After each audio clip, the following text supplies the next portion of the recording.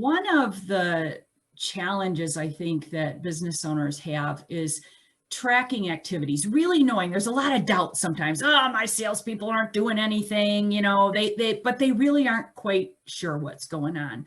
How do what do you recommend to business owners and salespeople about tracking their activities? That's a great question. And that's such a deep conversation, right? I mean, we talk about this CRM software or customer relationship management software, like, and there's a myriad of them out there, right? And it should you use it or not? Well, the answer is yes. But a lot of people, we talked about this before the program, right? It's just a lot of people don't, they don't fill out the information as you put it. And I said, yeah, they don't fill out the information. So bad information in, that means bad information out. So yes, we have a statement in our training. We call it, look, if you're not tracking activities in some way, shape, or form, it's kind of like bowling through a curtain. And if you think about that, that wouldn't be a very fun game, right? You're like, what am I throwing the ball at? And I don't know what to aim at, and I don't know how many pins fell down to aim at next. So bowling through a curtain is an ugly game we wouldn't want to play. There's another statement out there that says never play the game you don't know the rules to. It's the same kind of concept. Like, if we don't understand the data of our profession, I don't know how you know what to wake up and do that day. Right. I mean, as we said earlier, some of us are better at live discussions and we'd be better to have more networking.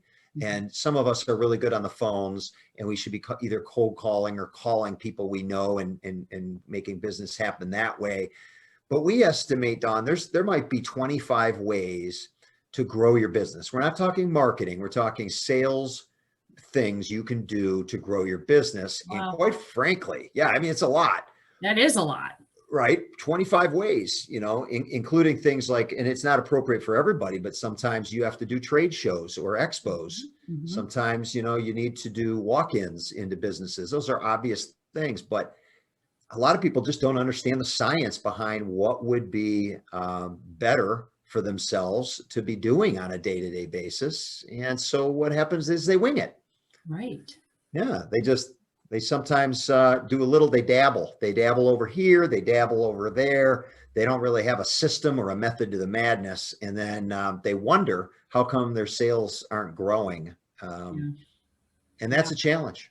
Absolutely. Without that data, you can't know where to make changes.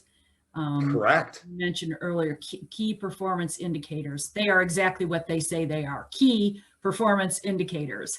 And I'm sure many business owners can relate to this maybe in other operational parts of their business, but they may not really have dug into the sales piece because, again, they may not understand it all. But again, if you look into tracking the activities, some of those CRM systems, and really learn them, that'll sort of guide them too. I would think that there's a lot that sort of help in that. They're going to be set up for salespeople and help guide them.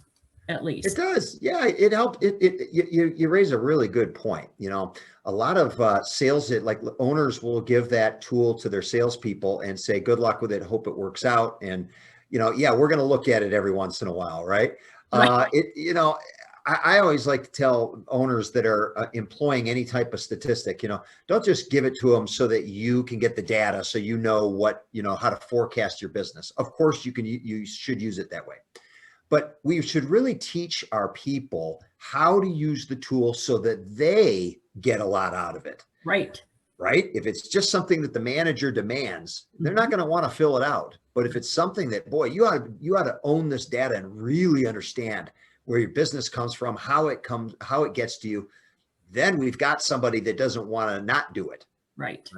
And even when you're not looking, they're doing it because it's helpful for them, because not only does it help them understand the science, but let's face it, stuff like those tools helps them not let things slip between the cracks. Absolutely. Yeah, it's a great reminder. I ask clients sometimes, what are your follow-up systems? And they don't really have one.